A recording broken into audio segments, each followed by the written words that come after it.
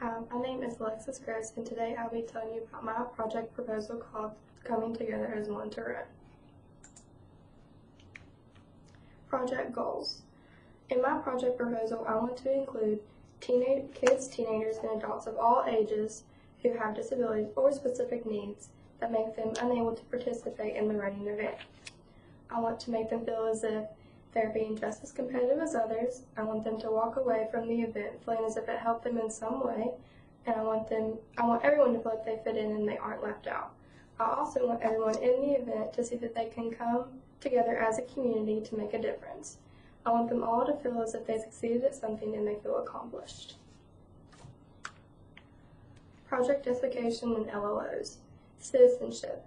The event itself is to better our people. We want all to feel accepted. Communication. I want to send them a message that I'm doing this to benefit others. Creativity, beneficial to everyone and not just the people running. I had to come up with an idea to incorporate everybody. Critical thinking. I wanted to see how one would view or judge the event if they couldn't be involved. I want to think about the problems and issues they face and bring them into the event to make them feel accepted. Ethical practice. Acceptance, I wanted to treat everyone fairly. Inquiry, bring together what I have learned throughout the assignment and make it into something beneficial to make my community a better place. Also, the University of Charleston mission, to have a good moral purpose, and I wanted to develop a good personal character throughout this event.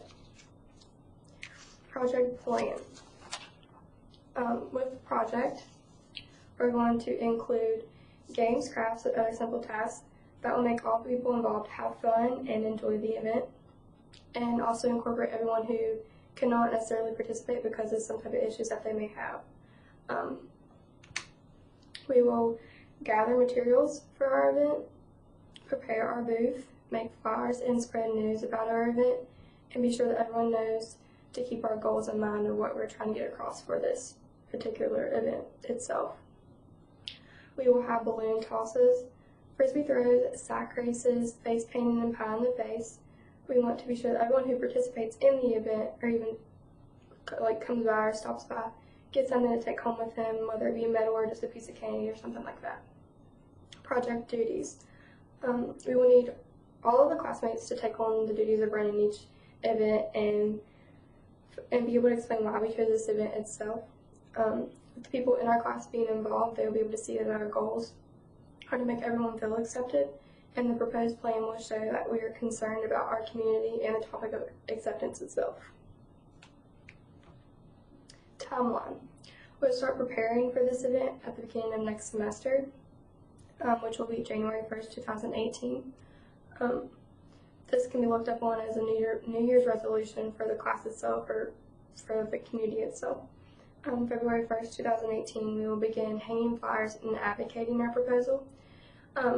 March 1st, 2018, begin preparing the booth for the event and be sure that we have all the materials for the next month to come. In April of 2018, the event itself will take place. Some resources that we will need. Frisbees and sacks for the games. We will need face paint, brushes, stencils, and plates for face painting. Other material things. We also need pie for pies in the face. We could have volunteers to do this or make the class itself come together to make them.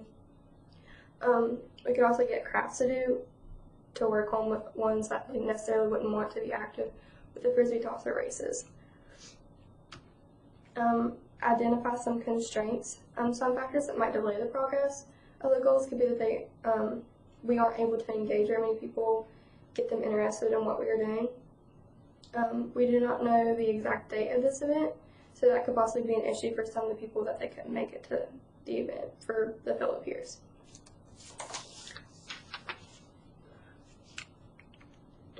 Literature review. These are some sources that I looked at and kind of reviewed upon to see the things that I needed to focus on, like coming in contact with kids who have disabilities, or how I would approach them and how I would talk to them. The first one is called the Special Needs Acceptance Project for school and community youth groups. The purpose of this project is to help children understand the ones who have special needs. So This kind of talks about how, if there were other kids in the event, how they would approach the other ones that had disabilities, and for them to understand like how to interact with them. They want this project itself wanting to realize all the challenges people with disabilities have. This is why in this project I wanted to include kids, teenagers, adults, and people who pass by so that they can see that we care for the ones who have disabilities. Another proposal, or another project, kids who might need extra help. This article is on kids and how they're viewed when they have special needs. Some may not even realize that one have disabilities and could struggle with this because they are judged and told they can't do something because it looks as if there's nothing wrong with it. So because their appearance may not look like they have a disability, they are judged upon because of that. Another one is project-based learning. This one just talked about incorporating, or I was incorporating this project in our proposal to help kids and adults that have disabilities. This helps to interact with other kids and use clothes they know and share with them with others. So this is another source that involves interacting. Things to avoid and the best ways to approach things. These are a few articles and projects that I looked at.